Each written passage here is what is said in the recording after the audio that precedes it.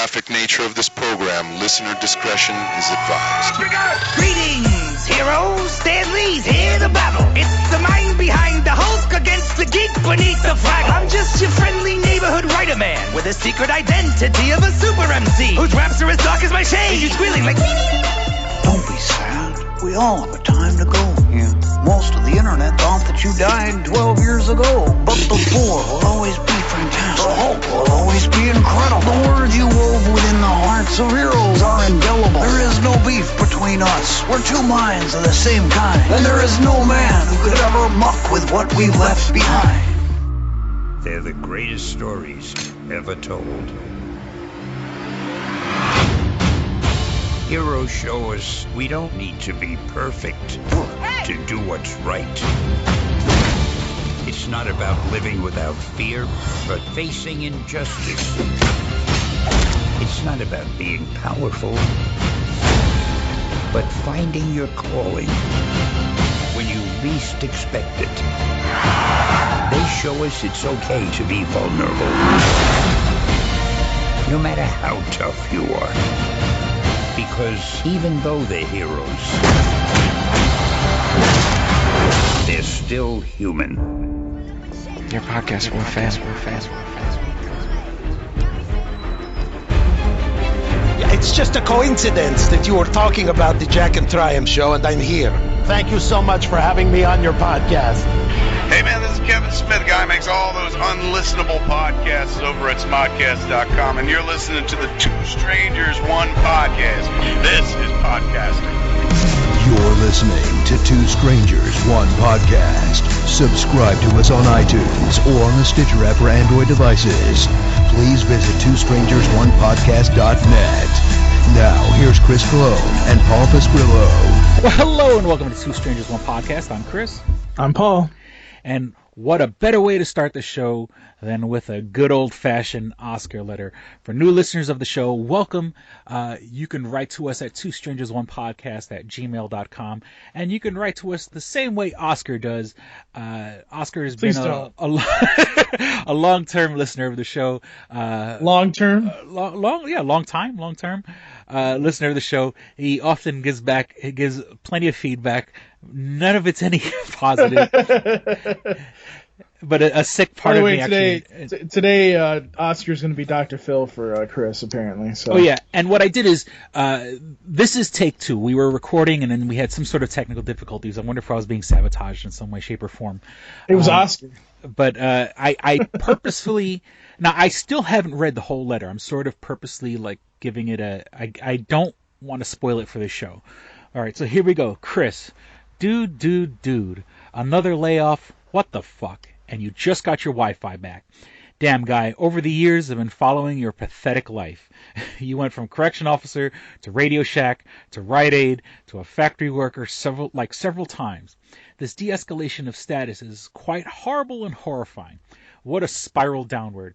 Just when the podcast started to get its regular schedule back, you lose yet another job. Are we going back to an episode every 8 weeks again? Have you ever thought of the common denominator in all your job history is you? Has it ever occurred to you that maybe you have less than a stellar work ethic? Now here's where I don't think it's my work ethic. I'm a hard worker at most of the jobs I have, and I don't know if that sabotages me. And of course, obviously, it's coming from my point of view, but every job that I've had, and I thought about this for a long time, pretty much every job I had. Now, of course, yes, losing the corrections job, that was totally my fault. But I've been on a lot of fucking sinking ships, Paul. All right, so I worked in the last prison I worked at was a facility in New York City. Now, not that it means anything with me losing a job, but it was in the city, it was on the west side, it was in an area that was getting really fucking gentrified. Like, that facility's closed now.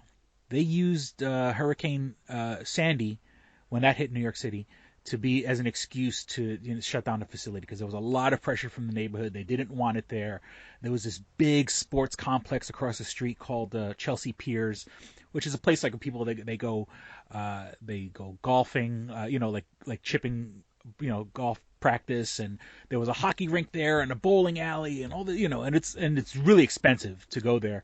So there was a lot of pressure. So that was one place that was closed. The other place that I worked at for like 5 years of my career was this place in Staten Island, Arthur Kill Correctional Facility. That place was closed.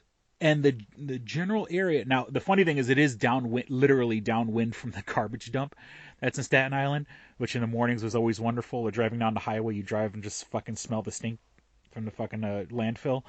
But that particular facility, that's shut down now. Like if I was still in corrections, both of those facilities I wouldn't be able to work at because both of those facilities don't exist anymore.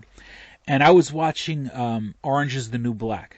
Season 6, the most current season, and there's a whole subplot in that series of girls playing kickball and it's supposed to unite the girls and all this other bullshit. Well, where they filmed it in Arthur Kill, and the facility, the buildings are still there, the gates are still there. It was so interesting to see and I worked, and the funny thing is where they were, it was in the back of the facility where I worked. G2 unit. G2 unit was like my home for 5 years, and they use it for all these scenes where the girls are playing kickball, and it was just outside the unit that I work. So that was kind of fun work watching. Once again, I've been on a lot of fucking sinking ships, and after corrections, yes, I went to Radio Shack. And what happens at Radio Shack? Radio Shack doesn't even fucking exist anymore. I was there towards the end where the big thing was, cell phones, sell cell phones, and they always had me out in like towards East Rochester, which is like, everyone out there uses AT&T.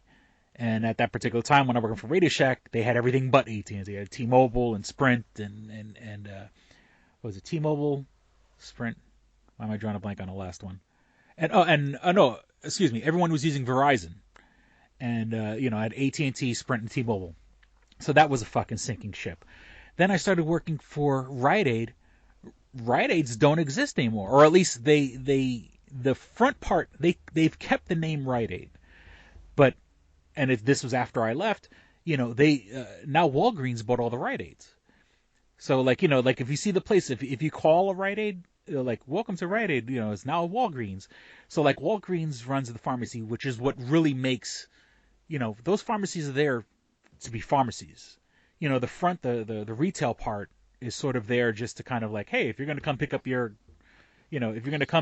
medicine, you might as well buy a $5 fucking bag of chips that, There's a lot of Rite Aids that have closed because of Walgreens, so. Yeah, but I'm saying is that, like what you would get in like Walmart or something for like $3.50, and Rite Aid costs like $7 or something. Like it was like double the fucking price. So that was a fucking sinking ship.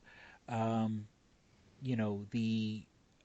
worked, I was working in pharmacy. Okay, what was after Rite Aid? All right, I was working in the debt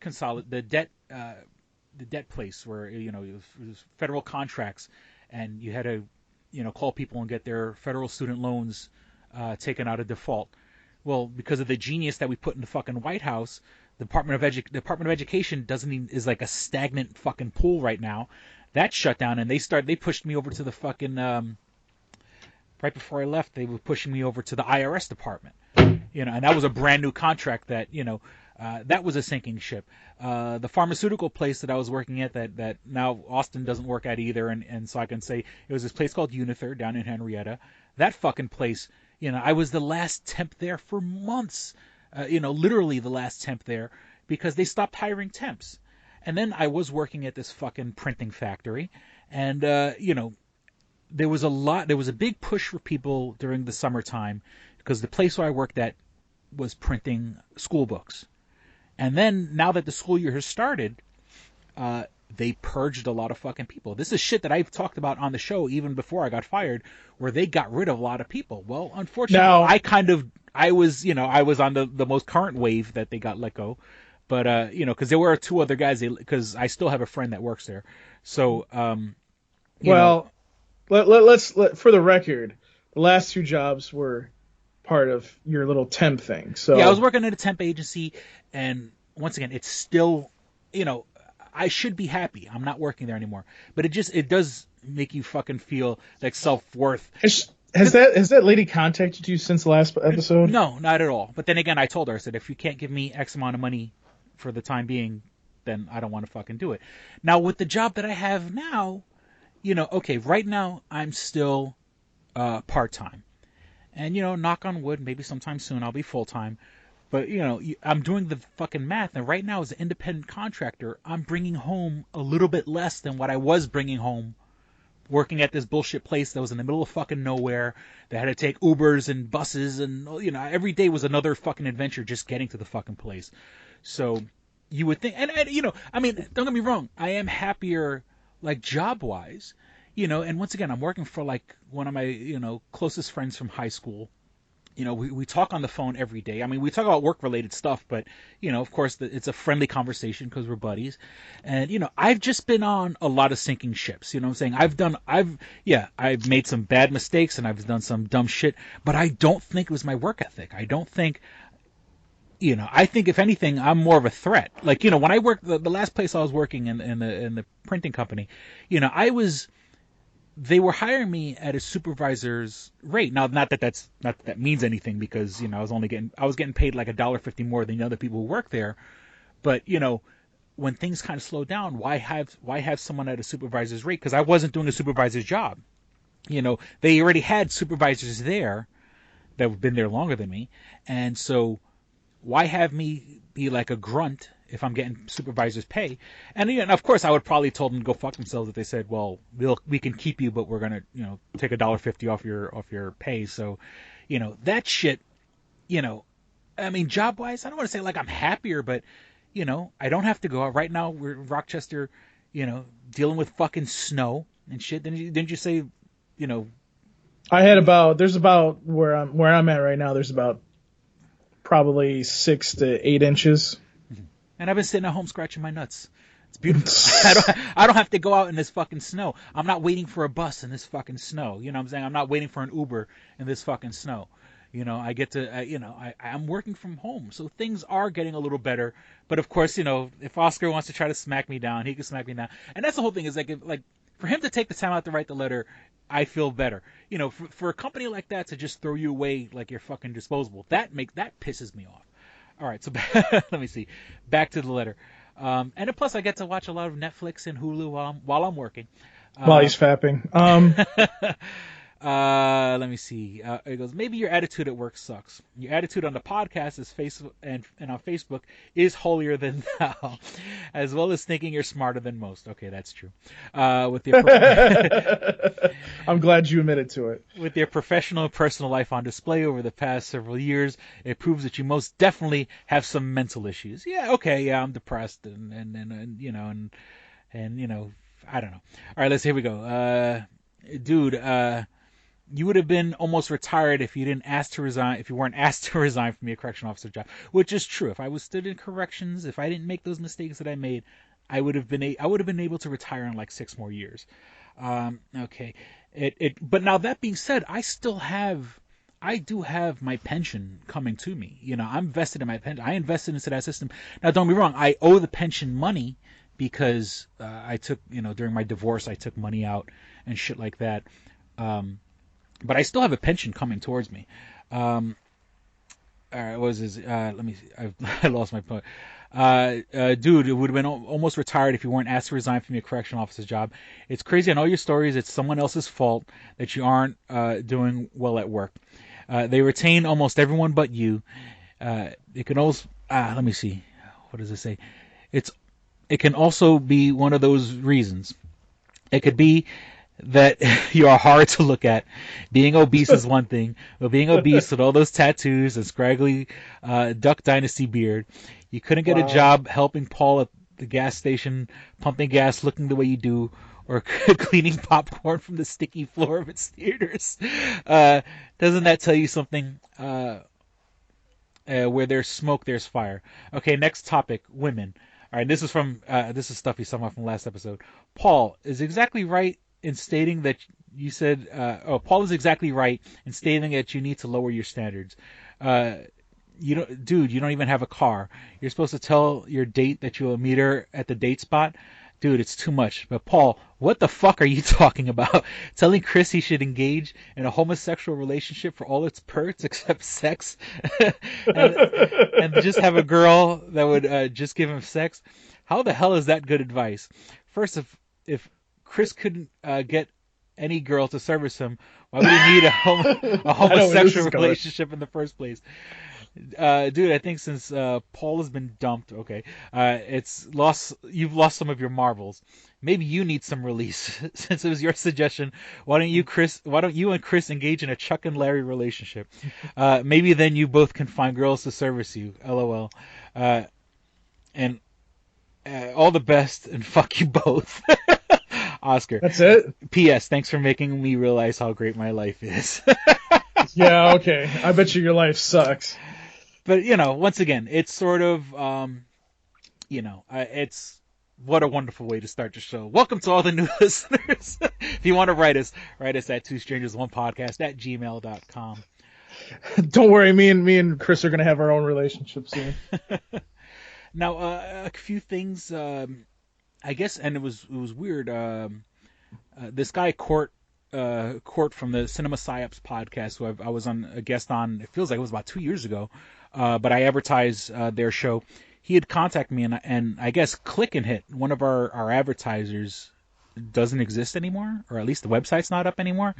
Now, I know they were working just a couple of months ago, because someone contacted me and said they bought some stuff off their website. And oddly enough, like, getting connected with Click and Hit was through one of my current boss now. It was a friend of a friend. He didn't really know the guy. But I guess Click and Hit doesn't exist anymore, so I guess you won't be hearing those ads on the podcast anymore. Okay. And also, I think the biggest news of the past 2 weeks, the death of Stan Lee. Let's not bring the episode down or whatever. I was obviously, anybody, the Marvel movies from the past 10 years and 20 movies or 19 movies that they've put out so far.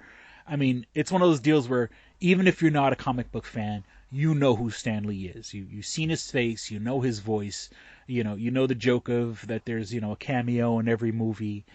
Now, I was listening to another podcast, and I had shared a link a while back saying that James Gunn, before he got fired from Marvel, had filmed 4 cameos for Stan Lee for them to use in the movies. Like they said, Stan Lee, he flew out to Georgia. They filmed these things in Georgia, and of course, with little editing, that he could put him in all these movies. And of course, with that being said, of course they could fly out. Even if they weren't filming in Georgia, which I think most of these movies do. I think like Infinity War is filmed in Georgia and a couple other places. You could bring the actors to Stan. They don't have to take this 95-year-old man and drag him on a plane and send him around the world.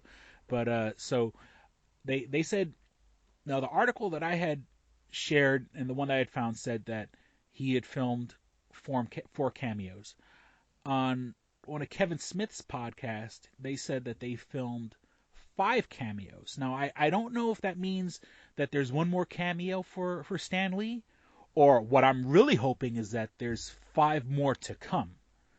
Like, we'll see him in, I'm assuming what would be, probably Captain Marvel, Infinity War Part 2, I don't even know what other movies, probably, Homecoming Part 2. Once again, I don't know. I'm just speculating of what movies they're going to be in, but I'm hoping that there's at least 5 more cameos.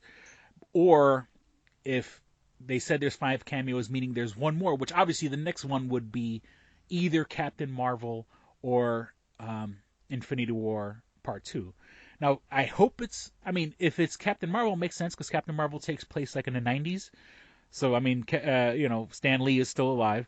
And if they don't have one in Infinity War 2, which I'm pretty sure they're going to, you could say, hey, Stan Lee disappeared when Thanos snapped his finger. So Paul, do you have a favorite Stan Lee cameo? Actually, you know what? I like the one from Daredevil. Dude, that was mine. Yep. And we did not practice this. I think the one from Daredevil, I think that's the best one that he had, honestly. Yeah, the kid stops him. before he gets hit by the car. That was exactly the one. And it's funny because that's not like from the more recent proper Marvel movies. But yeah, that was my favorite. I mean, of course, a lot of people say, when he says Tony Stank, I'm looking for Tony Stank. I mean, obviously, Guardians of the Galaxy 2 when he's with the Watchers and he's in a spacesuit. Because in that one, you could tell him he's saying, "Oh, there was a time I was a UPS guy, or I was a mail delivery person," and that kind of includes he was a mail delivery person in the Fantastic Four Fox movies, and then there's the one where he says Tony Stank, which is in the Marvel movies, which leading to the theory that like he's a watcher or he was a person that was granted powers where he can go to he's in all these movies because he's a supernatural being of some sort or was given supernatural powers to be all these different people. He's an observer. He's some sort of him being in all the movies has some sort of coincidence to that. Okay, as my cat decides to try to rip apart my cabinet. Hey, you got those problems too? Oh yeah, which was your cat. My cat was your cat. She's doing good. Let me see. So as we're recording this on Friday the 16th, today Stanley was laid to rest. I follow, I was following Stanley on social media. And of course, when I say I'm following Stanley, these are obviously accounts run by other people, with Stanley's best interests at heart. And like the Stanley Facebook page was like, per Stan's wishes, he wanted a small funeral. He didn't want, he loved his fans. He spent a lot of time with his fans, but he wanted it. And then especially, with his wife passing away, just like, I think it was earlier this year, he, and a lot of people felt that. They're like, man, as soon as his wife dies, it's not too far long after that he's gonna, he was with his wife. I was watching for people who follow me on Facebook, I was watching a DVD where it was an interview with Stanley, and this was back in 2002 when like Spider-Man, the first, like the Tobey Maguire Spider-Man movie was released. And at that particular time, he said he was with his wife for 53 years. So, plus another, 16 years later or whatever, he was with his wife 60 something years. Yeah. So, that's someone, your entire lives were together. So after his wife passed away, I also gotta mention, like, and I retweeted this on Toonami News, was, I mean, it's technically not a cameo, but, in the 90s version of the animated Spider-Man, where, the episode where Peter Parker, the multiverse episode, where, like, there's, like, all of these Spider-Men, and, one of them is just an actor. He has, like, no powers. He just has the Spider-Man suit. And basically he takes him to meet Stan Lee. And Stanley's like, holy shit. I'm like, here's Spider-Man. And Spider-Man's like flying him, like web slinging him through the city and whatnot. And, it was just, you just look back at that episode and you go, yeah, I think that was probably his greatest moment, kind of, because, like, that's the closest you're going to ever get to being like, okay, Spider-Man actually slung me across the city kind of deal. Oh, yeah. And he was he's in the most current PS4 game. I mean, I haven't played it, but there's people who've said that. Oddly enough, he has a cameo in the most recent, the Teen Titans Go to the Movies movie. And I've seen that. That was cute, which I guess technically was the last cameo while he was still alive. I mean, there's still, I'm pretty sure there's cameos after this, but oddly enough, his last cameo was in a DC movie, while he's still alive. They paid tribute to him too, so. Oh no, but it's nice. Legit him. It's his voice and everything. No, I know, but they also paid tribute to him. Oh yeah. Even they recognize, like, yeah, we got to give this guy his props.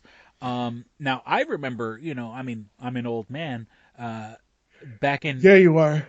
Back in '83, when I was growing up, '83, there was the cartoon Spider-Man and His Amazing Friends, and it's so weird. Like, I guess it's on Amazon Prime, so I was trying to find episodes, and of course I found, like, I found this bootleg link to, like, it's like watchcartoons.net or some shit like that, and I found the episode, and it's weird because I don't think, like, in the first two seasons, I clicked a bunch of episodes and I couldn't find one episode with Stan Lee, but in season 3, I could definitely say that in season 3 they kind of brought Stan Lee on as a narrator. So now those are my memories. Like before I knew who Stan Lee was, and before I ever got collected my first comic book, I remember that voice. He has a very distinctive voice, and I remember from Spider-Man and His Amazing Friends hearing Stan Lee, and he would always call the audience and hey, true believers, and whenever he ended episode, Excelsior, his catchphrases. He was also big back in the day. He would write editorials for the comics, and that's how a lot of people know him. My first comic book was a Spider-Man comic book. That was it was something they gave to us in first grade, where it was an anti-smoking comic book, and it was Spider-Man, Storm, Luke Cage, who at the time, back in the day, they used to call him Power Man, and Spider-Man, Storm, and Power Man versus this character called Smoke, and it was an anti-smoking thing, to teach kids don't smoke cigarettes and shit.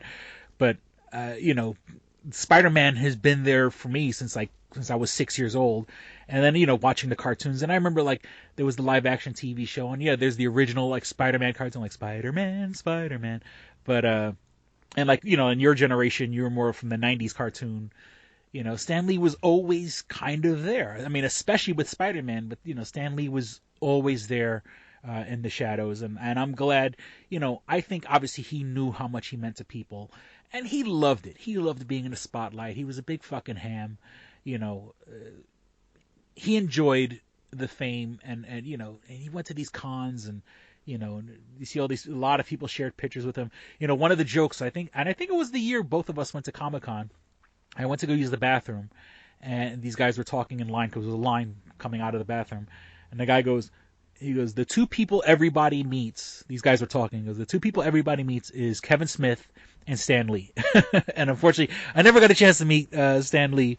At least I got to meet Kevin Smith, and I guess, Kevin Smith is, has been with, so I, through 6 degrees of separation, I'm connected to Stan Lee in some way, shape, or form. But let me see. So today was his small private funeral. Let me see. What else? Now, this past weekend, I took my daughter to go see the new Grinch movie. It was cute. It was. I didn't. It's definitely better than the live action version that came out a couple years. A long time ago, in the early 2000s, because my daughter, I still have that on VHS. And so my daughter, she would watch that in my house, and that was sort of her Grinch movie. I was more, from the, the 60s, you're a mean one, Mr. Grinch. And, but it wasn't bad. It's definitely a lot better than the live action one.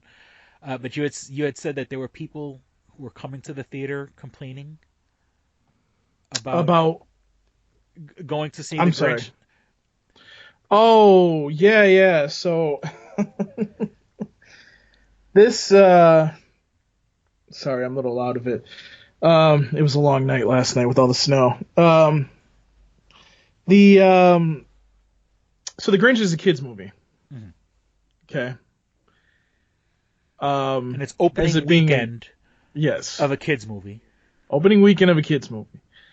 I had to give away 7 passes to this on just one day. And they were complaining about there were some people complaining about how there was kids crying in the theater. Mm-hmm. And I'm like, was it just one group? They're like, no, it was all over the place. And I'm like, guys, I understand what you're saying. And the question I always ask people is did you come out and say something? Mm. What do you think their response was? No. No. They went to the end of the movie. And it's always either no or I was enjoying my movie. If you're complaining about something, you were clearly not enjoying your movie. Mm-hmm. So I fucking hate people for this. Yeah, I mean those people are fucking idiots to go to a movie the weekend it opens, and this is obviously a family movie, a kids movie, Well, there was a guy that he had his own kids that came out and complained too, but he didn't want any passes. The other one was just a guy and his girl, and I'm like thinking to myself, like, if you were gonna come and see the Grinch, you should have just came and saw the Grinch during a time when it's really slow. Yeah, like, go to the 10 o'clock show.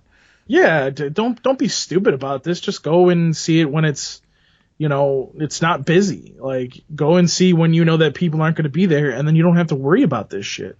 Well, these people or whatever. And then I had like these 4 kids come up, and they're like, or 4 or 5 kids, and they're like, yeah, there was these kids, and I asked them again. I'm like, did you come out and say anything? Well, we're coming out now. I'm like, oh my god. And I tend to bite my tongue on some of this stuff.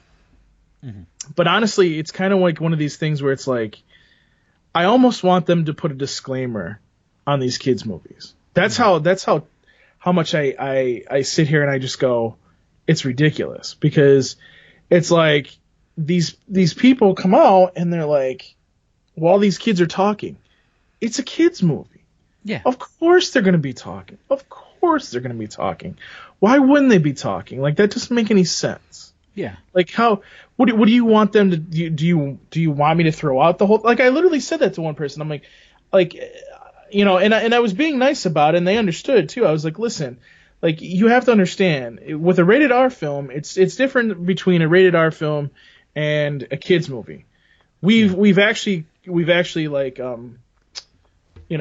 started, and this has been over a year or two now that we've been doing this, and not just my company, but other theater chains as well, where we, these rated R films, we don't allow any kids under the age, 6 and under into these films, because it was like a chronic illness of these parents consistently bringing their kids into these rated R films.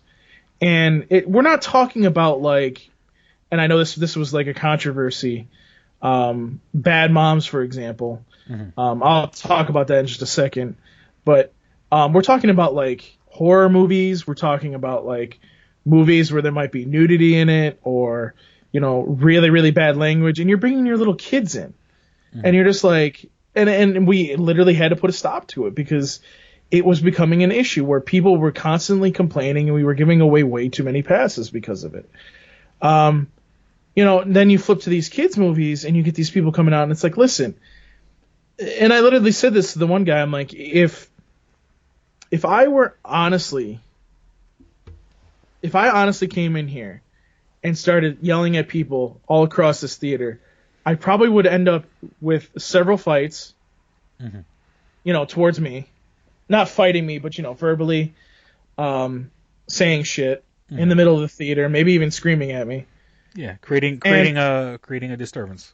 And also, we're talking about, I get that, it disturbed your movie, but it's a kid's movie, and it's all over the place. Like my security guards, when my security guards go in, there's a difference between if a movie, like, everybody's talking versus a quiet movie where 2 people are talking. Clearly, if the 2 people are talking, they're going to throw them out.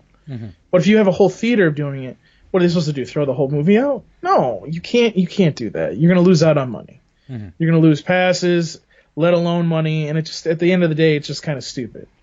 So.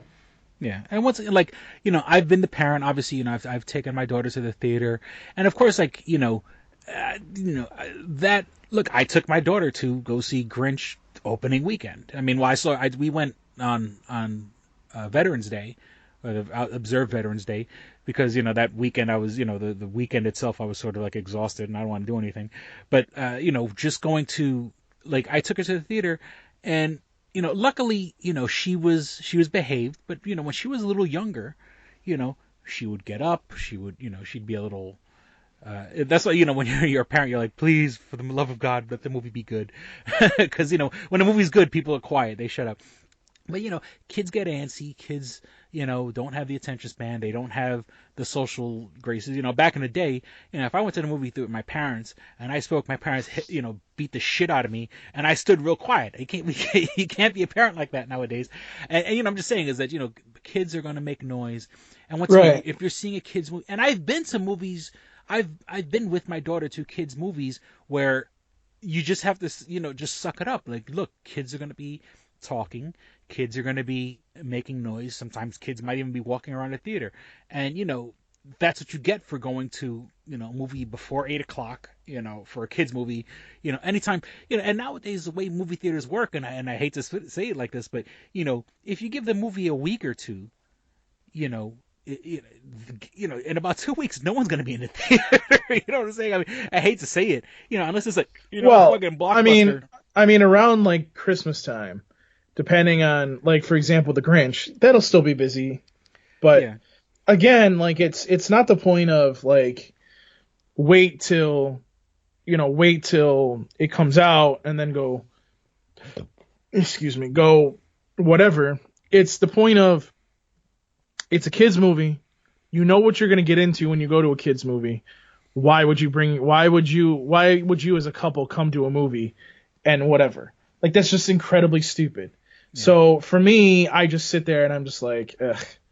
Like, for me, like, it just kind of gets nerve wracking after a while. It's just like, y'all got to understand that these kids movies are going to have, kids running around, and again, like, it is what it is. Yeah. People use a little more common sense before they go to the movies. And now movie theaters are getting smarter. They have, for example, like I was talking about Bad Moms, for example, there was an example of these women. They brought their kids to Bad Moms, and by the way, Bad Moms is rated R.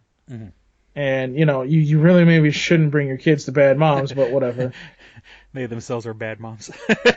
Exactly. For bringing kids to an R-rated movie. So they brought their kids. I might have talked about this before, but they brought their kids to this rated R film, and they're like, guys, sorry, we have a policy in place that says kids under, and they threw a fit about it.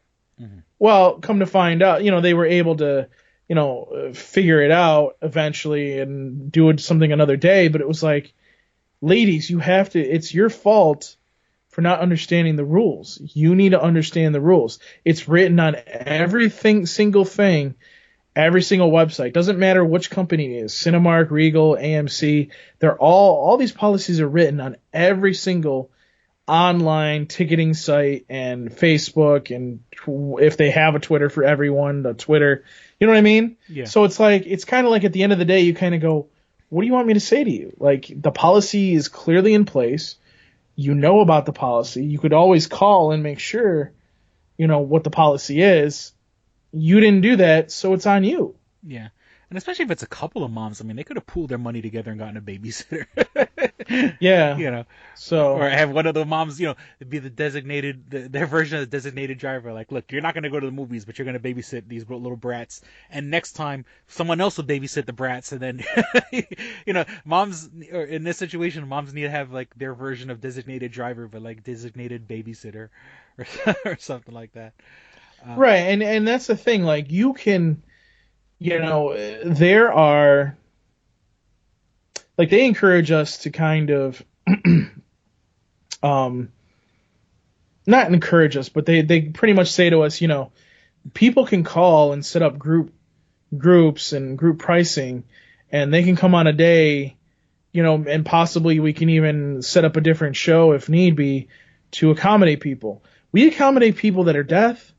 I don't see why we can't accommodate people that, want to see a rated R film and bring their kids. Mm-hmm. But that's the thing. The reason why that policy was put in place was too many of these parents were being, excuse me for saying this, really fucking irresponsible and bringing their kids to rated R films. You shouldn't be doing that. You should not be bringing your 2-year-old to a horror film. I'm sorry, but that's just the truth of the matter. Yeah. So if you're gonna put a couple bucks to go out for the night, put a couple bucks and get a babysitter. And then again, I can't talk shit because I've. I don't think I will, but I'll leave that story alone.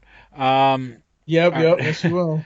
All right. So in current news, we had our midterm elections, and the Democrats took back. Oh, I want to talk about this actually. We took back the House of Representatives. Yes, the Democrats did. Yes, the Democrats took back the House. And we continue to take back the House of Representatives. It seems like every House seat that's out right now, pretty much as they're doing recounts on them, Democrats are winning. We're not doing so well in the Florida races or the governor race in Atlanta, but it was according to some people a blue wave. I love how Trump kind of like just pushed it off like, no, it's not. It was Republicans too. I actually don't think it was a Republican or a Democratic wave. I think it was more of an independent wave because if you look at the election results, the Democrats were slightly higher than the Republican turnout, but they both had almost even turnout. So when you take a look at that and then you see how many independents voted, it was independents that voted all these Democrats back into office. Okay. So I would call this more of an independent wave. Also, I feel like they were kind of sending two messages. Number one, we kind of like the policies. We kind of like some of the policies that Trump has put into place, more so that the economy is doing so well and the unemployment rate's down that we're kind of just like, okay, let's see how this is going. We'll still let you have the Senate. You know what I mean? But we don't. But and you're speaking for other people. You're not saying that for yourself. No. I'm not saying that for myself. Okay. I just the way you phrased it. I just want to make sure that. No. Yeah. No, I'm speaking like an independent. This is what I'm thinking is. Okay, gotcha. I'm not an independent. I'm actually a Democrat. But this is what I was thinking about this, and I kind of thought in the back of my mind, okay, this is what I think is going on. And on the flip side of that, the reason the Democrats got the House, and I think this is why I think the independents were such a huge help in that, is because everybody's starting to get so sick and tired of how Trump is talking and the things that he's doing. And people are thinking he's taking way too far. And the House is the place where they can actually stop him from doing a lot of this shit. So that's why I think they put the Democrats in power.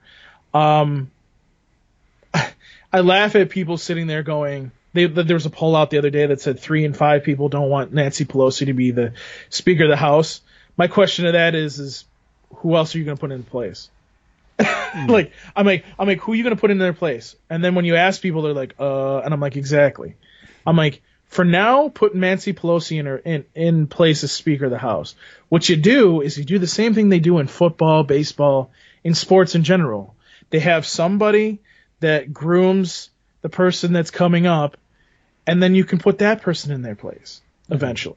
You know what I'm saying? Like, this isn't hard. This isn't hard at all. We're not saying that Nancy Pelosi has to be Speaker of the House the whole time. She can be the Speaker of a House for like 1 or 2 years and then, step down and somebody else, a brand new face, could take over. But if you don't have anybody right now, you might as well have somebody with experience do it. Let's not fuck this up. You know what I mean? Let's not fuck this up. And I think they said this, as for midterm elections, was the most turnout in the history of the fucking United States. Yes. When it came to midterm elections. And this was better than the last presidential election. Yeah. And I think it's sort of, especially when it's the House of Representatives, the numbers that actually, more represent Americans as a whole, as opposed to the fucking, electoral college, or for that matter, the Senate, where every state gets 2 representatives, it's showing that people are getting tired of fucking Trump's bullshit.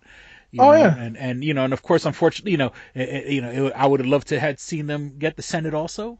But I mean, it's a step in the right fucking direction. No, it is, and I do want to make this very clear. Like, we're looking at a situation where in 2020 we can potentially take back everything.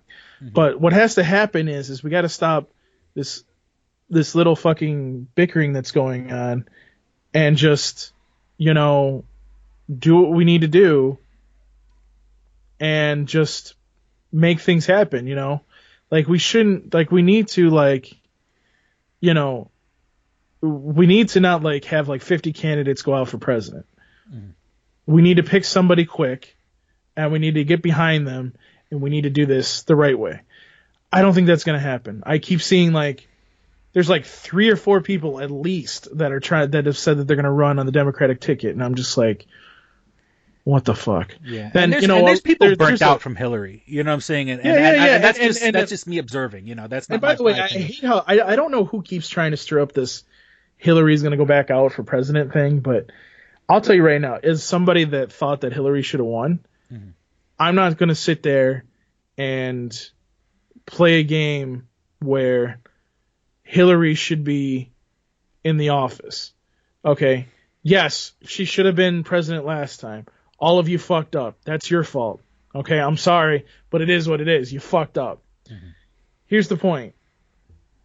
She is one of the reasons why so many women won a lot of races, including that Senate seat that the Democrats weren't supposed to win in Arizona. That after the recount they won. Like, that's really fucking good for our party, dude. Like, yeah, they're winning the Senate, but that's one less seat that they don't have anymore.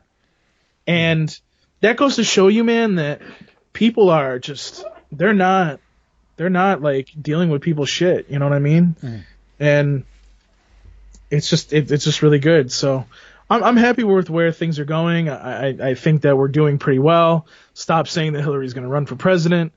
Honestly, I just hope that we can get around one candidate. I personally hope it's Joe Biden, because I think that would just not only do I think that he would make a good president, but I also think that he could go up against Trump, and I just want to watch that.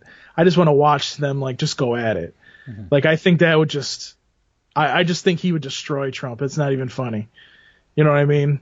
So, you know, I just kind of hope that we get some kind of candidate. I don't want it to be Bernie Sanders. Yeah, someone we could all get behind. I don't want Bernie Sanders. He's doing way too much. Like, he's going after Walmart this time, and I'm like, listen, I understand where we're at with stuff. I get it. Like, you don't want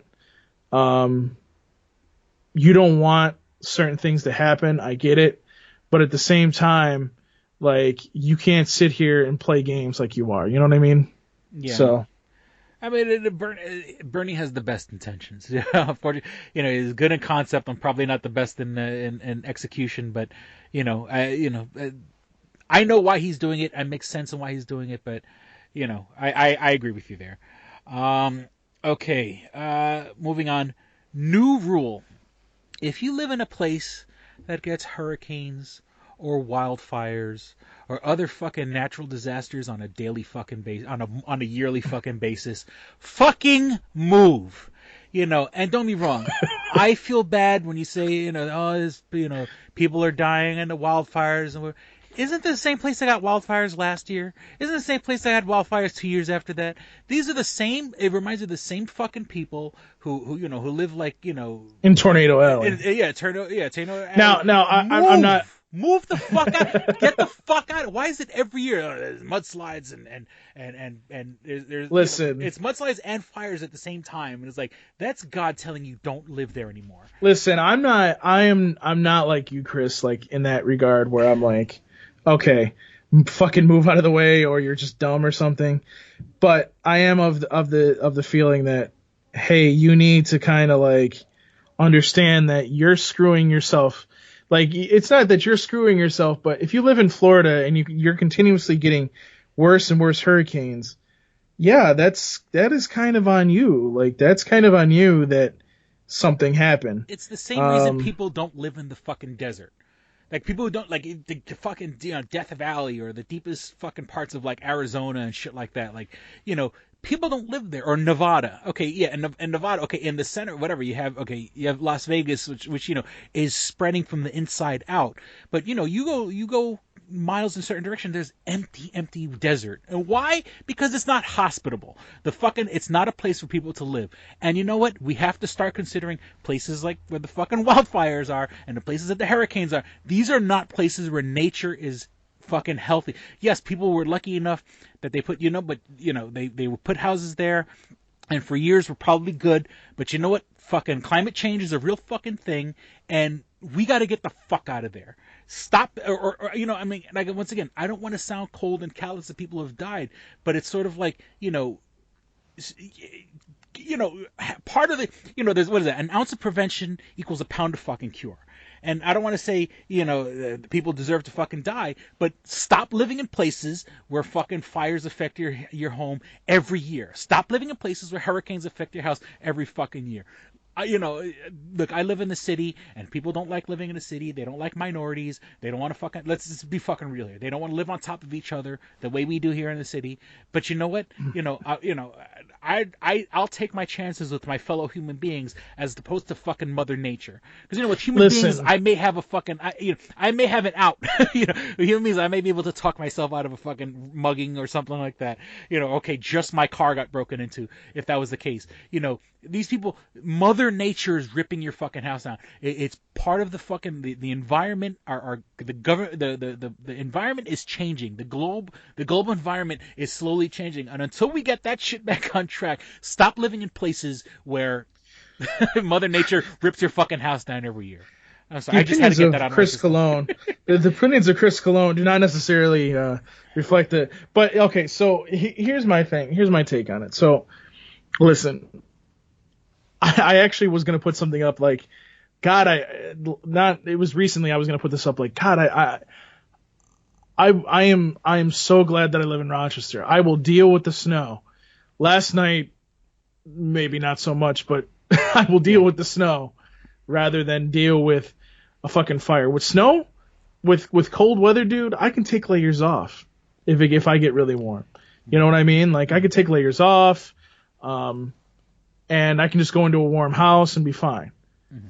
You know, with heat, you can't do that shit. Yeah. With a fire coming at you, you can't get all your shit out. You're just gonna be you're up shit's creek, literally. What's the thing? I have friends and family who I'm friends with on Facebook and people I love, people I care about, and and it's like literally like a guy who's like a friend of mine shared something the other day, and it's like 83 degrees where he lives, and they're saying like it's the coldest it's been since like April or something like that.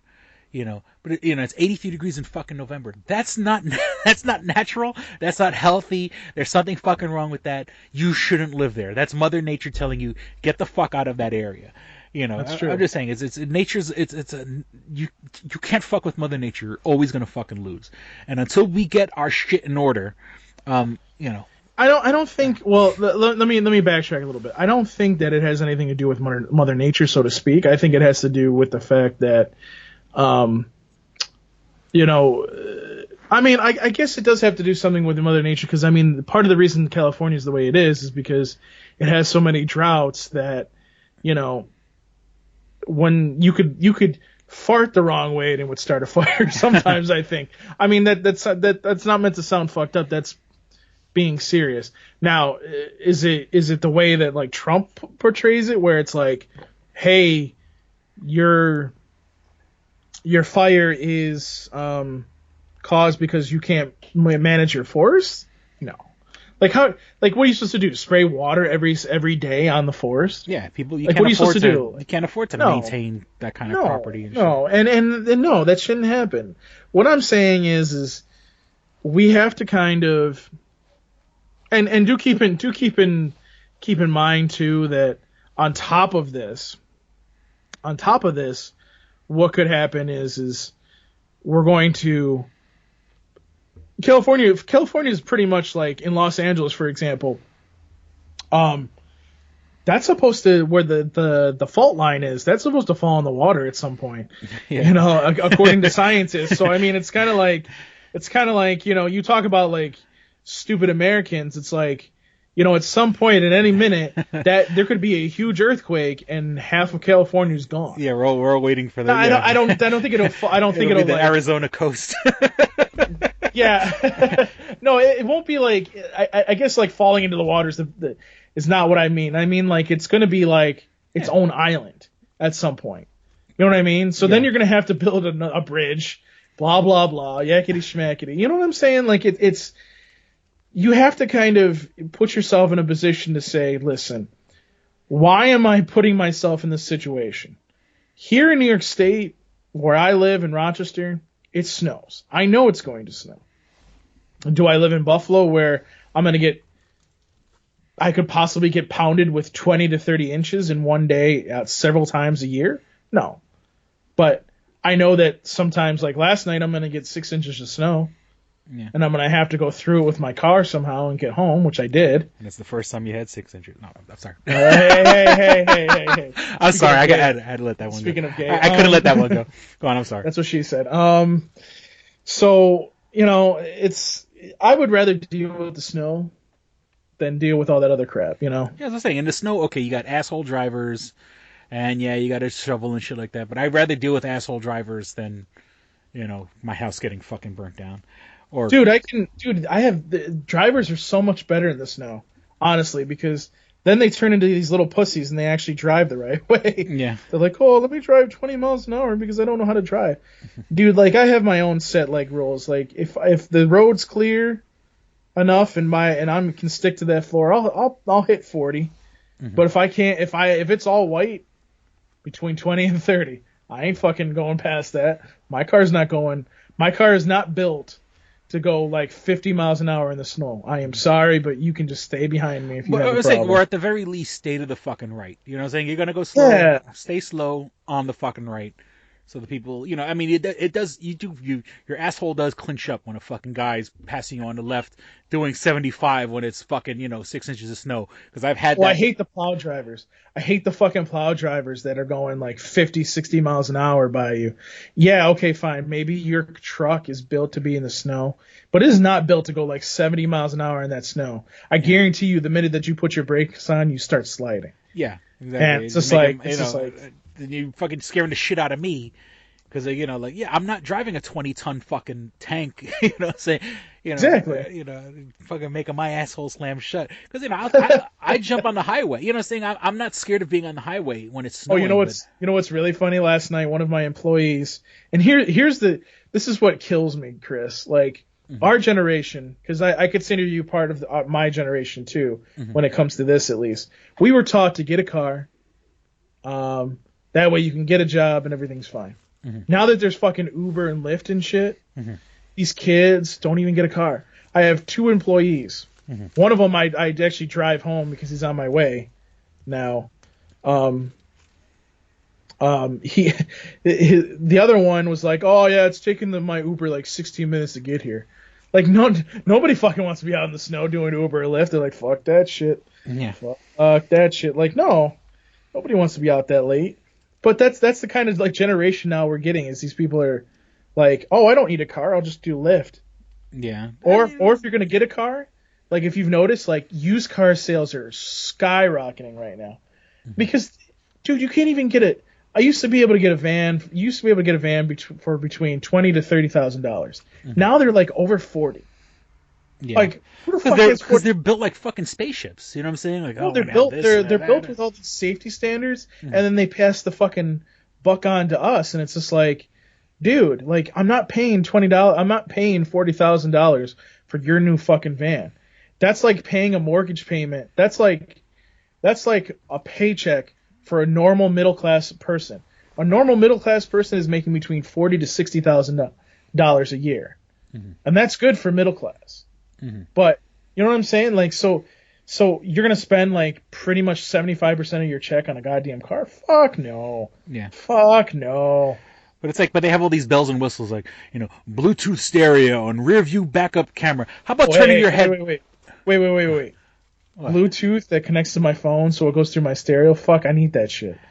I need that shit. But I'm saying, I need that shit. I mean, yeah, I look, I get the, one, you buy stereo for fucking, you get a stereo now for like $100 that does the exact same thing. Yeah, but you can't, like, if you get a new car, for example, you can't, like, and that's another thing too.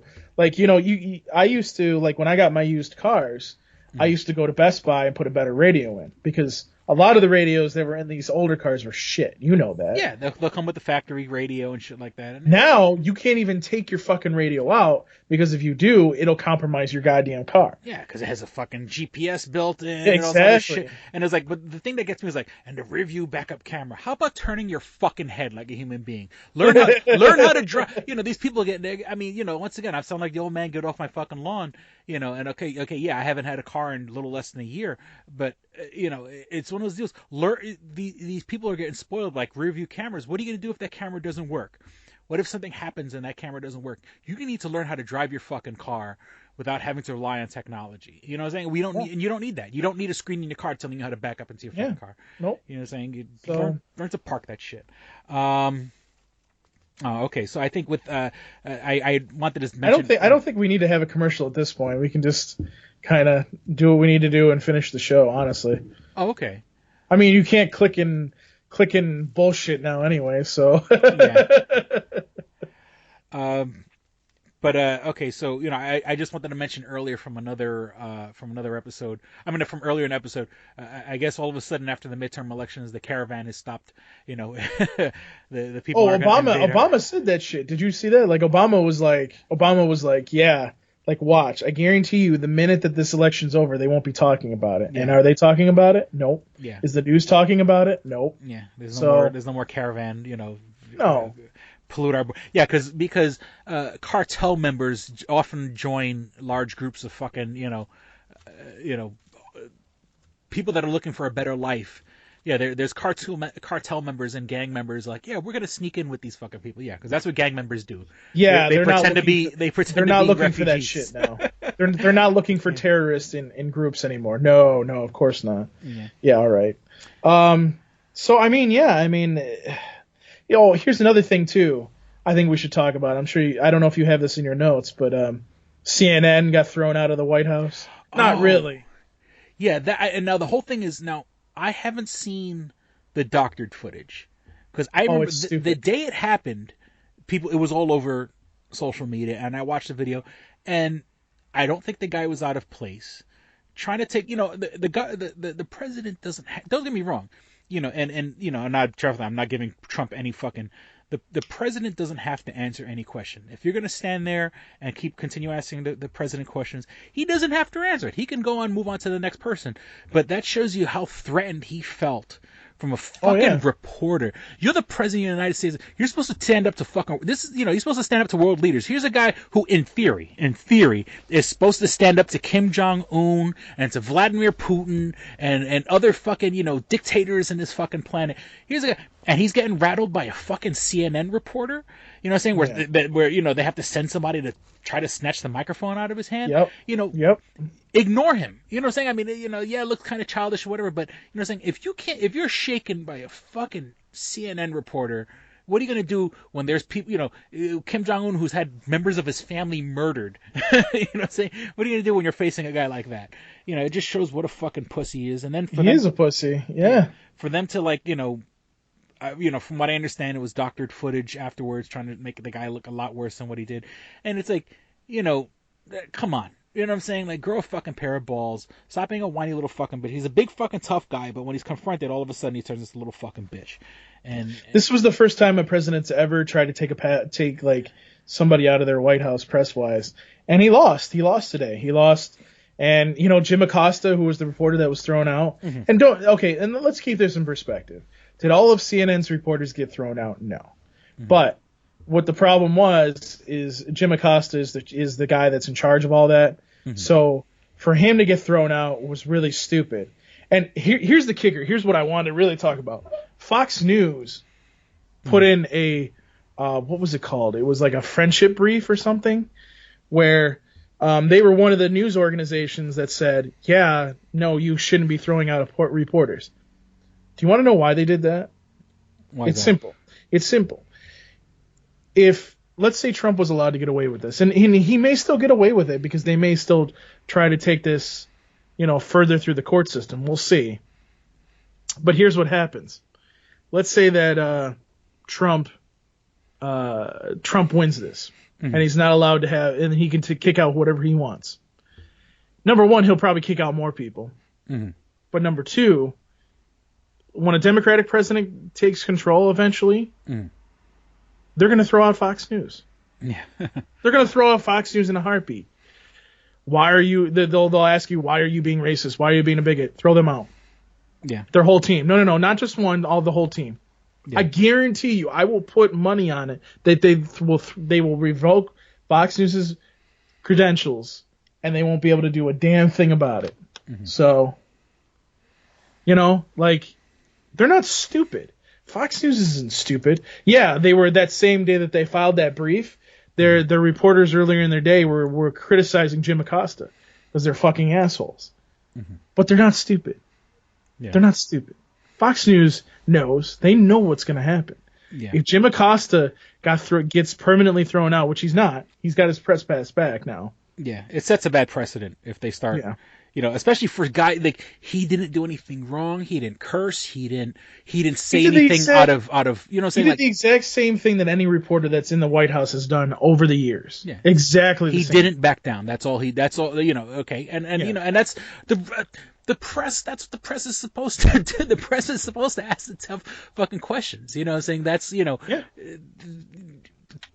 this the shoe been on the other foot and had this been Barack Obama would have fucking put that guy in his place. Like if he felt threatened or whatever, he would have made a funny comment, de-escalated the situation. But for Trump to be like, oh, I'm not going to look at you and like physically turn his body like a fucking child, it's it just shows you that he can't handle. He doesn't work good under pressure. He's all fucking talk, and when the time comes to fucking stand up to somebody, he turns a little whiny bitch and fucking physically turns away from the person. Like that's gonna like I'm gonna ignore you, so maybe you'll go away. Kind of bullshit. Oh yeah, and it's just completely stupid, honestly. So. All right, so as for what I have for the rest of my notes, I think I am going to say we'll be back with more dick and fart jokes. This episode of Two Strangers, One Podcast is brought to you by Comics Etc., 1115 East Main and North Goodman at the Hungerford Building, door number 8. Find out more information at comicsetc.biz or like them on Facebook at facebook.com/comicsetc1. Did you ever see a film at such a young age it left you traumatized with cinematic wounds? Necrophilia. It's a dead issue, man. Don't push it. Cinema Psyops is a weekly podcast documenting an ongoing experiment on the mind of an unwilling test subject. No one should have to watch this movie. Oh, no one should have to watch this? No one should have to watch this movie. Surprisingly, it's not a topic that a lot of people really want to tackle. I'm shocked, prudes. I know, really. Right? It's the next sexual frontier that no one wants to explore. I am, in the most sincerest of senses, disappointed in you. It takes a powerful goddess like Connie, jam her arm down the monster's throat and kill it. Oh, I'm still tripping out over that. Even as a kid, I was like, I gotta find a girl like that. Every week, I get a new look of disappointment that I never thought I could get out of. Unimaginable. At 12 years old, you should not be watching this movie. Obviously. At 13, you should not be. 14, you shouldn't be. I'm not entirely sure even 17-year-olds should be watching this. Just because you're offended by something doesn't mean that you have the right to demand that it doesn't exist.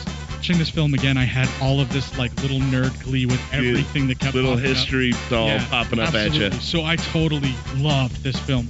Hey, I know why you couldn't see that. It's because your brain's warped from watching this shit at 12 years old. Yeah, this is a rough movie. I told you ahead of time when we were getting ready to do it that it was going to be a rough How could you watch one. this shit at 12? Because physical wounds heal, cinematic ones don't. Listen to Cinema Psyops. And we're back. All right, Paul. So let's get off all the heavy duty stuff. Let's talk about some nerdy stuff. This is something that was just announced right before the episode on Supergirl. Now, right now, I believe I haven't been following these shows. I like Supergirl. I like Flash, and actually, I've been trying to watch Flash. I for some reason, I'm usually working when the Flash is on, especially recently. I mean, up until recently with my job, I was always working on the nights that they give the Flash.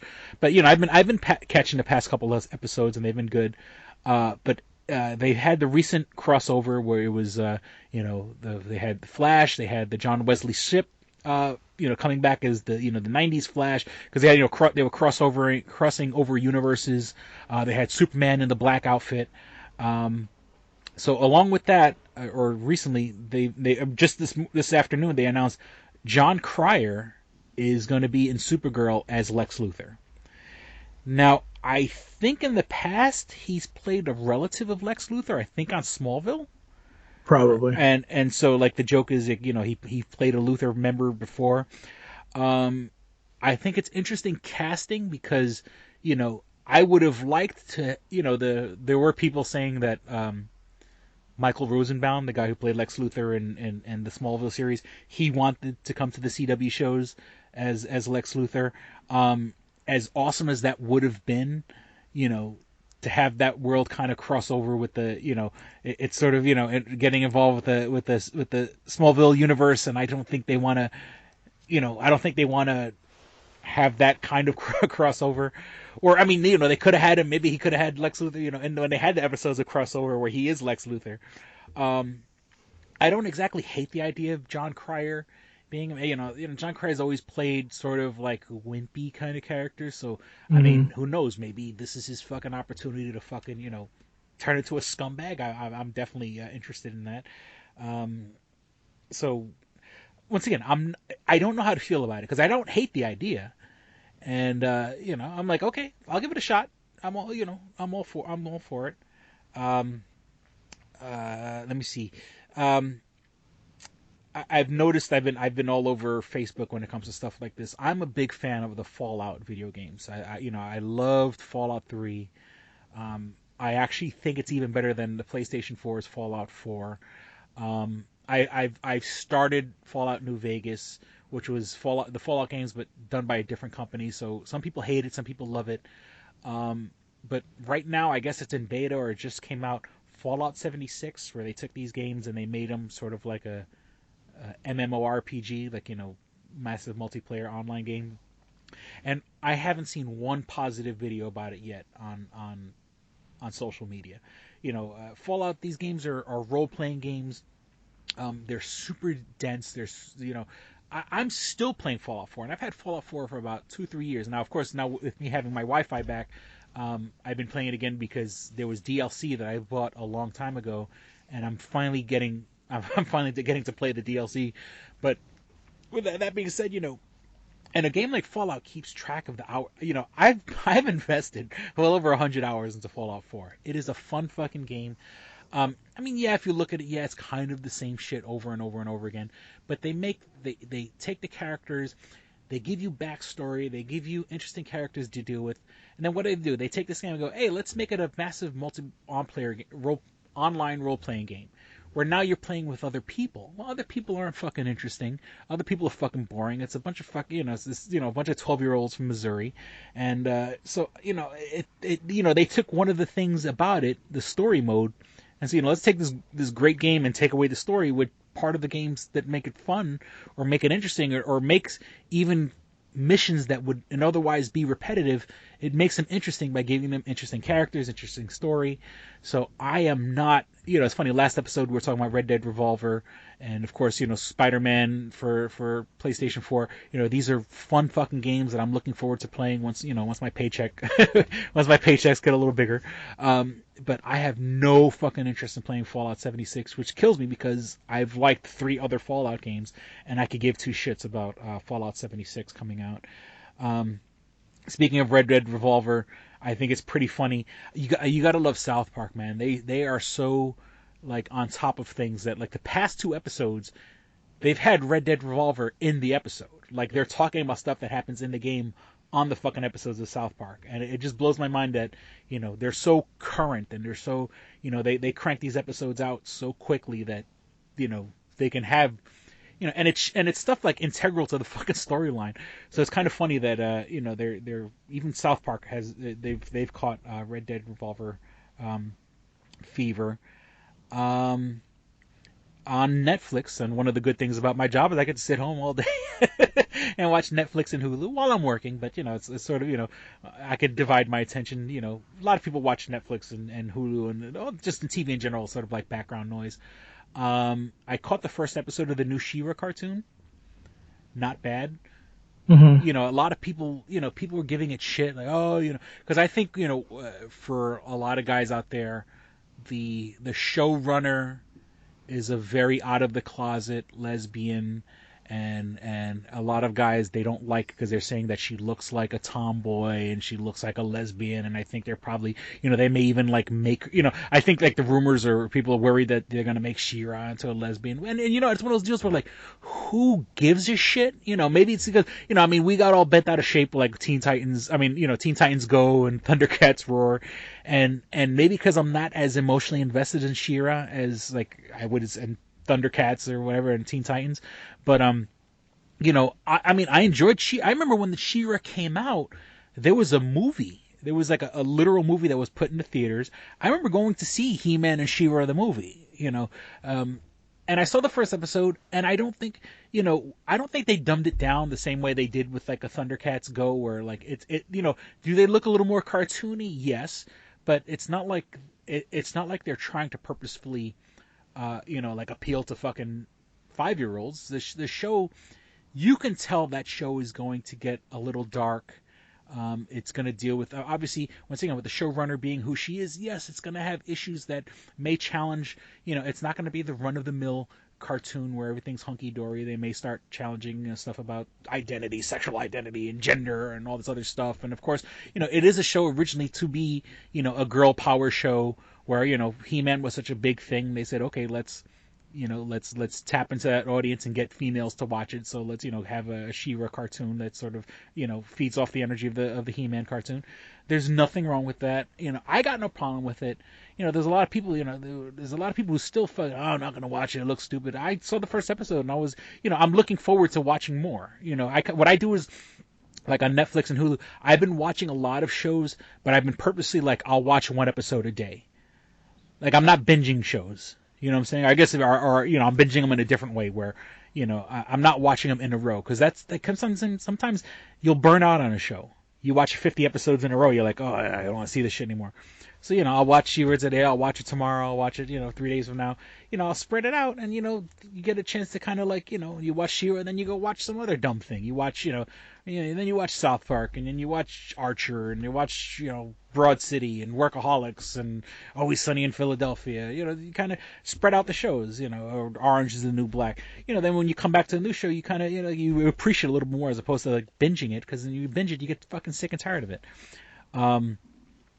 Have you seen the show on it's on Cartoon Network? Oh, not Cartoon. Well, it's on Adult Swim. Brad Neely's Narg Holland Scorpio Pipio. I caught on Hulu. And no. Oh my god! It's done by Titmouse, and oh my god, it's the most fucking non sequitur. But don't get me wrong, on the same, Adult Swim that gives us fucking, Aqua Teen Hunger Force and Robot Chicken, it fits in perfectly. But oh my, I've heard of it. I'm like, this is the stupidest name, Brad Neely's Narg Holland Scorpio Pipio, whatever the fuck it's called. It's one of those shows. It is incredibly stupid, yet for some reason it cracks me up. All right, moving on. The trailer for, is it Detective Pikachu? Is that what they're calling it? Detective? Yes. Is it because I mean, like, I was never a Pokemon person. I remember Pokemon came out, I want to say 93, 94, because I was still in high school when it came out. So I was never a big fan. I remember like when it first came out, the first time I even heard of Pokemon was in like, there was an episode with Pikachu flashing, and all these kids that had like epilepsy in Japan were having fucking seizures because at that particular episode, like, it was flashing so fast that it was triggering fucking epilepsy in all these kids. And I remember hearing that story like in high school.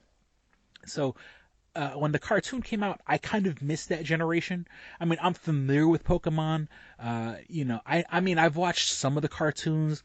There was a point where I even had like the original 150 Pokemon poster for some reason. And the only reason I got it was because like I was at like a street fair and it was like I won a prize and like that was one of the prizes. So I'm like, all right, I'll take the fucking Pokemon poster. But is it me? Does this movie look good? It looks good. Like, it's so weird. It does look good. It does look really good. I mean, obviously, the hook is that, Ryan Reynolds is doing the voice of Pikachu.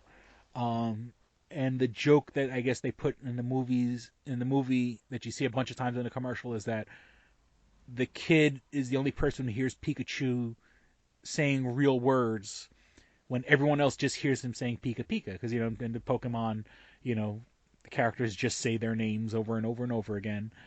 I mean, obviously, it's not going to be Citizen Kane. It's not going to be, E.T. or Jaws or something like that.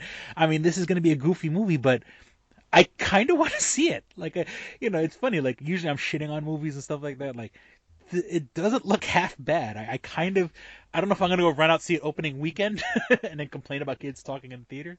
But, you will.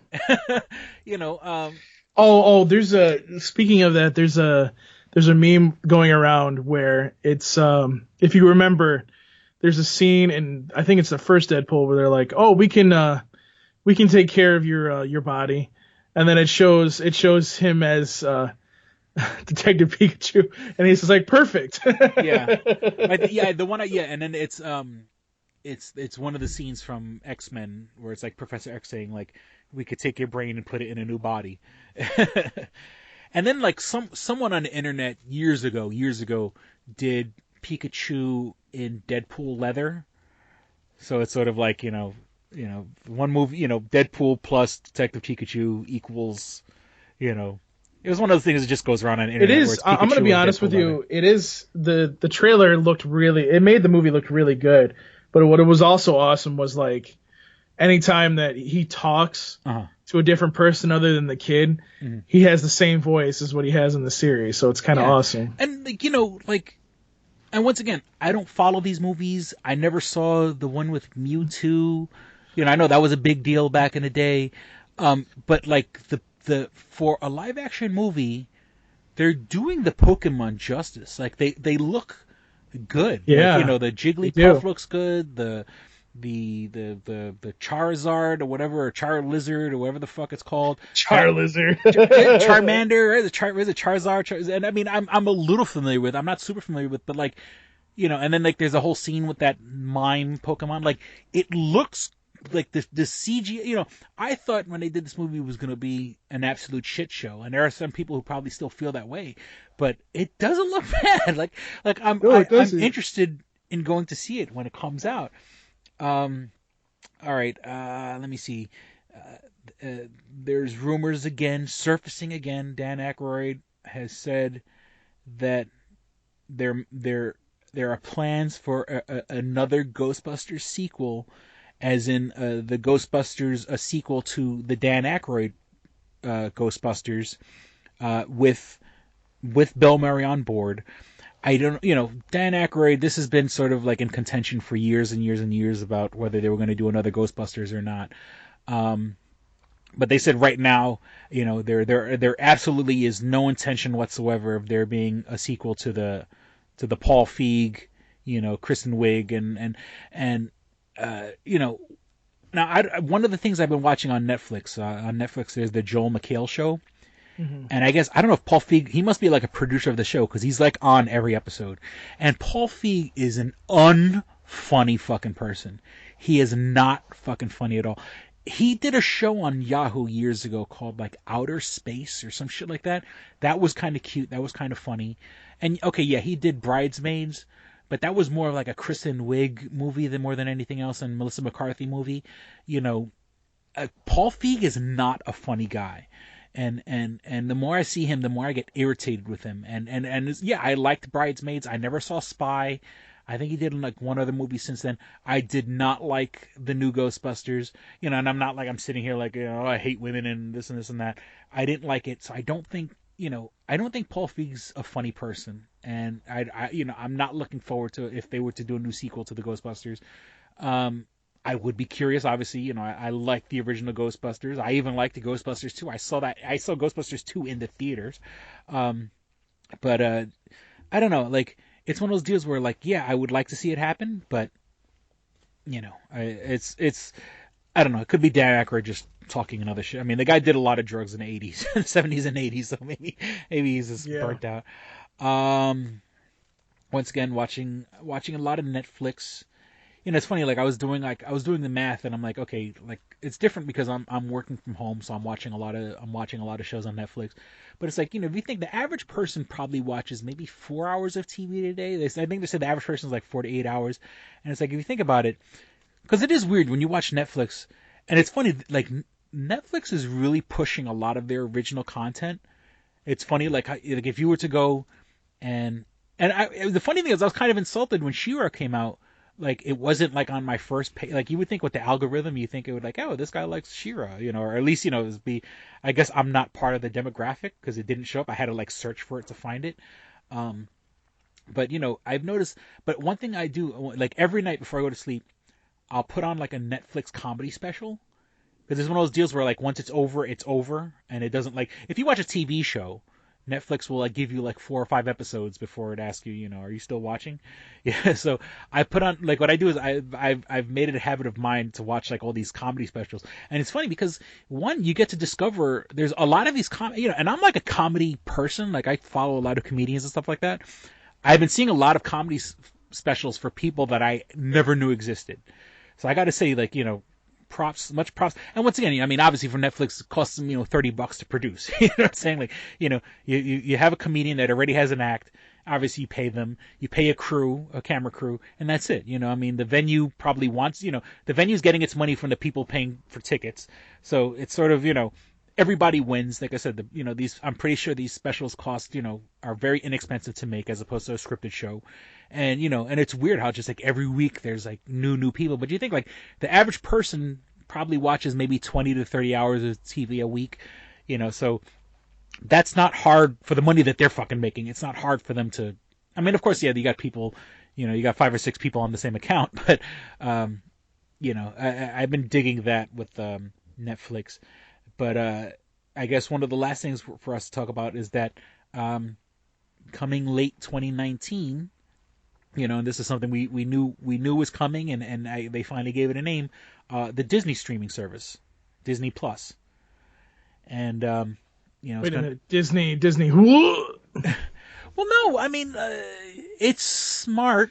Dude, I am so sick. I mean, yes, they're breaking people's pockets. Fucking goddamn network having their own fucking goddamn fucking streaming service. Yeah, I mean, I'm being devil's advocate. I'm just seeing it from their point of view. I mean, yeah, I totally understand. Yeah, I don't think I'm going to subscribe to it. And one of the things we did right before this episode came out, they have announced Young Justice season 3, but it's coming to the DC, the DC Universe app.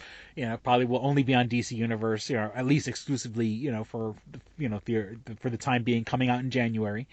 And we were all, waiting with bated breath, waiting for the new Young Justice coming, and now you got Marvel or DC, Disney, Marvel. Star Wars, those 3 monsters being on the Disney Plus app. Now, they've announced, and it's weird because they've announced, and I could be wrong on this, and there's going to be a Loki Black Widow TV show, or a limited run TV show, which I think is smart. They're like, okay, look, this is only going to be, once again, I'm just making up a number, an 8-episode mini-series, for the lack of a better term. And it's smart because it has a beginning, it has an end. But then again, like, what is, I thought Loki died in Infinity, spoilers. I thought Loki died in Infinity War, and he died before the snap. And I was under the impression that anyone who died before the snap is dead for real, like like a Loki or Heimdall or a couple other people. So is this going to be like a prequel to Infinity War? Is it going to be? Does it take place in the future? Was Loki pulling a trick when he died? Loki has faked his death in the past. So is this maybe when Thanos killed him, maybe it was sort of he was putting an illusion up like Loki's known to do. And that's just a weird combination, Loki Black Widow show. But then the rumors are there's also going to be a Bucky Falcon show, in the same vein, where it's going to be like a limited release. Once again, super smart. After Infinity War, I believe, once again, if rumors are to be believed, all the original Avengers are not going to be there anymore. The Thor and Captain America and Iron Man and Hulk. So if you have a Bucky, Winter Soldier, if you have a Winter Soldier, I could say Red Falcon, TV show, maybe it could be a fight for who's going to be the next Captain America. Or, maybe they're working together, but, and then, they made jokes about that with, in Civil War when they were in not Civil War. Which movie was where they're sitting in the same, they're sitting like in the Volkswagen and, and Falcon won't move the seat up because, Bucky, that one was funny. Like, they can have it action, they can have it comedy, and also they both have a connection to Captain America. So, it's sort of like maybe them in an unofficial competition on who's going to be the next Captain America now that Captain America is going away, and whichever way Marvel decides to kill off or retire Captain America. So I'm like, it's one of those deals where I am interested. Not that I'm going to throw out a lot of money for the Disney Plus app, but the last one, which I can give absolutely no shits about, is they're doing a show in relation. Now I think that they're working on a. You had mentioned this before the episode, the last season or a continuing season of the Clone Wars. Yep. On the Disney Plus app. I think I want to say the live action Star Wars series that's supposed to be the Mandalorian one, if I'm not mistaken. Yeah, I think by the guy that did Iron Man 1 and 2. Yeah, Jon Favreau.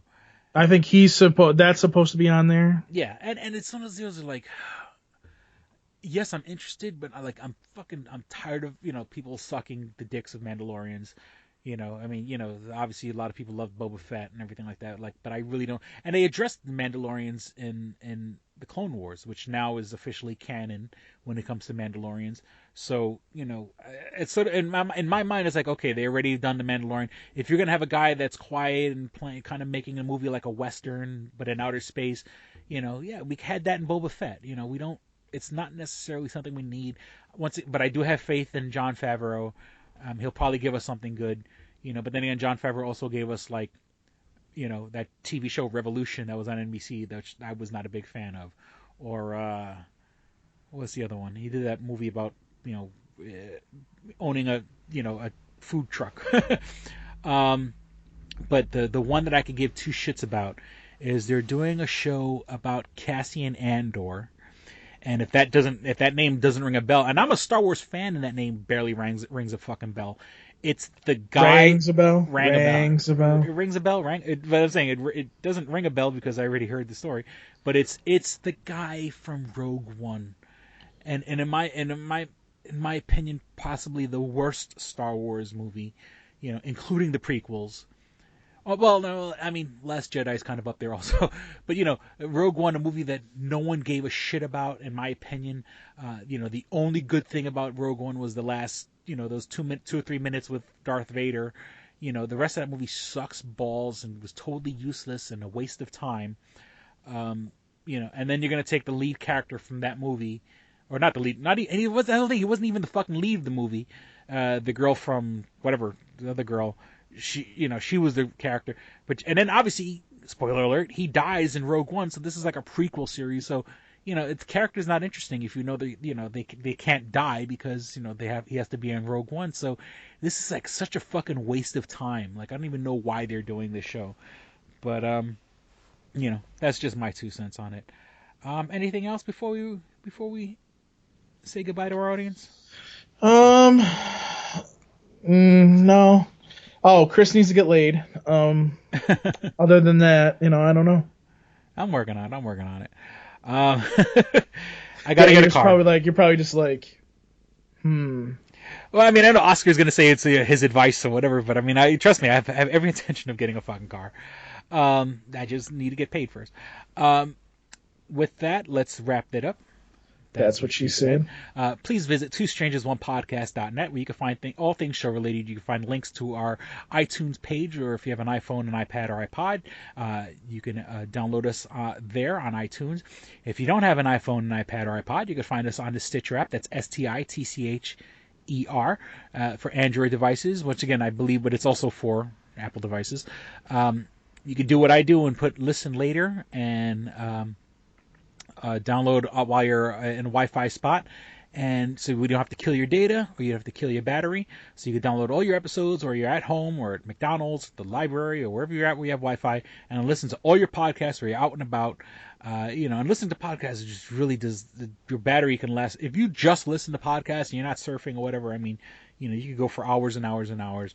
And if you only listen to the Toonami Faithful podcast, everything will be right. Oh, that's right. Yeah, of course. Yeah, Paul's other baby, the Toonami Faithful podcast, is also on Stitcher. We want your money. We need your money. And it's crazy. You would think I have time on my hands, and between my job and just trying to get shit organized around my house, like I have been busy, but I do want to set up a Patreon. And actually, like on top of a Patreon, like I also kind of want to start like just in trying to get money, like get my eBay page back up. So I have every intention of like starting an eBay page and a Patreon page or I don't know, maybe like Patreons, maybe you support the Patreon, I'll send you a comic book or something that I want to get rid of, something I want to get rid of. Well, so it's probably going to have my collection. It's probably going to have stains on it. No, I take care of my comic books. I'm just saying is like I want to sell. I want to start just selling shit just because I have a lot of shit and I got to get rid of it, and it's, I got to start growing up and getting rid of shit. So maybe might as well get a couple dollars if I can. But so we want your money. We need your money. But if you can't give us a dime, you could take 2 seconds and share us from our Facebook page, facebook.com/2strangersonepodcast, all spelled out. You can like this episode, like the page itself, share the page. And you could also follow us on the group page, Two Strangers One Podcast network. Once again, that's in groups on Facebook. You can write to us like Oscar does, and I'm waiting for the day for like for people to kind of like support us and badmouth Oscar right on back. Oh shit, I totally forgot. I saw it in my notes and I should have mentioned this out earlier. A shout out to Dave Z of the Exploding Heads podcast. Dave Z, when I was working at the printing company, they were printing out these Halloween decorations, and it's for this movie called Trick or Treat, which I'm not aware of or whatever.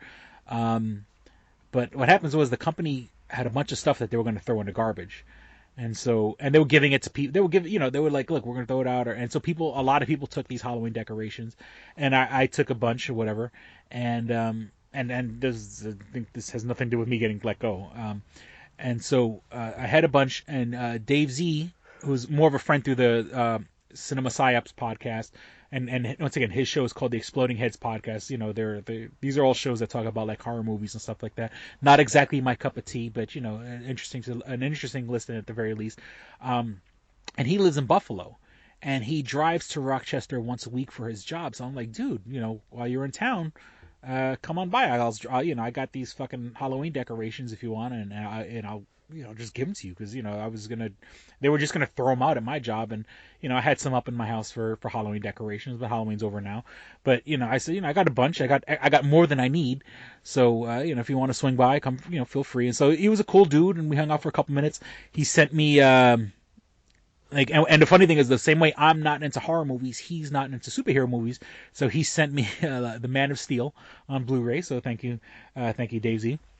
And once again, that was like something that he had that it was it's sort of weird. Like, here, you want the shit that I'm gonna throw out anyway? So a shout out to him. But once again, if you want to write us, you can write us at twostrangersonepodcast@gmail.com. And I still haven't solved our Twitter issues, but Twitter's at Stranger Podcast, and for the episodes that you can't find on SoundCloud, where our SoundCloud is also the other way you can download our episodes. We're on SoundCloud. We've had shows for the past 2 or 3 years now on SoundCloud. If you want to listen to anything before that, you can find all older episodes, 6 years of podcast on YouTube. Just search for Two Strangers One Podcast, and you can also find links to my audiobook, Odd I See a Tale from the Road, my Stranger Vlogs, which I have Stranger Vlogs from New York Comic Con, which I haven't put up yet, but I plan on. And that's it. I acquiesce the floor to you, sir. All right, well, you can find me on Twitter at PulpSkrillo. If you're part of our the Toonami Faithful Discord, you can find me on Discord by just simply going at PulpSkrillo. Maybe I'll answer, maybe I won't. And then you can email me. It's PulpSkrillo. If the person's being an asshole, you're not going to respond. Of course. And you can email me, PulpSkrillo@ToonamiFaithful.com if you want to do that. I know Oscar's done that before, so there you go. All right, well, we certainly hope you guys enjoyed listening and had as much fun as we did recording. Thank you for listening to Two Strangers, One Podcast. I'm Chris. Oh, shit, they're here for Chris. Oh, sorry. I forget how good this mic is. Yes. And I am PulpSkrillo. Don't be a stranger. Peace. We're out. Bye. You should be fapping. On my face.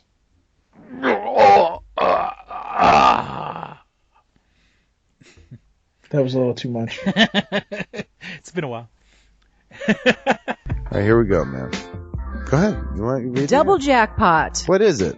It is a self-published book by Christopher Cologne. Chris Cologne? Smells good to me. But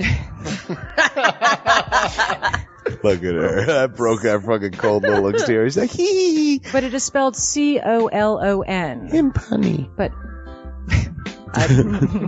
Double Jackpot is a book about a comic book artist, Eric, who is in a loveless relationship with a materialistic I feel you, Eric. Lynette. Oh, fucking. Are you sure I didn't write this? Sounds hauntingly familiar. He starts cheating on his girlfriend with a more creatively supportive woman, Nadia. Well, I got to meet her. Where's the Nadia? There's your summer girlfriend. Summer Nadia is Nadia. Nadia? Yeah, I think Nadia is spelled with an A. All right. Both Lynette and Nadia play the double jackpot, the largest payout in lotto history, much like the recent Powerball. Both girls play his birth date as the winning numbers. Eric is now stuck between two of the country's richest women. Who will he choose? It's not that simple. This is a clever fucking idea, yeah, man. Is. Look at her, fucking. She's impressed. I am. She got some summer reading. Christopher Cologne smells real lovely with an original idea. This is. I've never heard this before. I haven't either. This is a self-published book, much in the indie spirit as Kev's Clerks. Oh, you don't even need to name check me. This is just a good idea. You could stand on your own, man. You don't even have to be like, hey, remember Clerks? This is nothing like that. This is way more original than Clerks. This is a good idea, man. Why didn't I think of this? I need something to read. This book is part of the Comic Books, Heavy Metal, Video Games Trilogy Book 2. Odd I See, A Tale from the Road, coming soon. Right on, man. It's part of a trilogy. This is the first part. Way to write, man. He's seeking a literary agent. Motherfuckers, anybody out there? There ain't no literary agents listening to this show, I assure you, sure. Sure. I assure you, sure. But somebody know a literary agent? Hook a motherfucker up! Chris Cologne come up with an original idea. I should tell Raskin. That's a good fucking idea, to be honest with you. That's a fucking rom-com right there. Megan, get Raskin on the phone. Isn't it possible to get Raskin on the phone? No? Yeah. I want to run it past him, man. I want to, and if it happens, I get a taste, Chris Cologne. I get a whiff, if you will. The book could also be ordered on www.lulu.com. That's lulu.com. I understand that. I just want to spell it out. Normally one says it that spells it. Still, lulu.com. What is that? Do you know what it is? I don't know. All right. The book could also be ordered on www.lulu.com. Search for Double Jackpot Christopher Cologne. A paperback version of the book is $15, and a PDF file is only $5. $5 is yeah. insanely inexpensive. 15's not even that bad for a paperback version. No. This is $1 million idea right here. Like a fucking movie about a dude who fucking is stuck between two chicks, both of who play his birthday and win the lottery. Come on! I can see that trailer.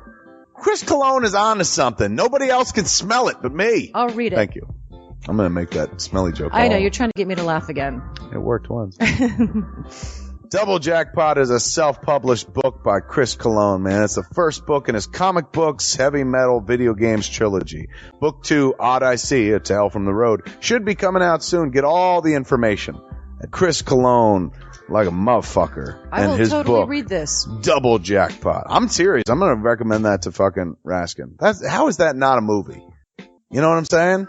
This could be a sexy movie. You could do an R-rated version. There could be nudie in it, and you could show them fucking both chicks. Maybe a little penetration. Maybe a butthole shot. No butthole, no care. I would like to formally apologize to Christopher Cologne right now. No, sex sells.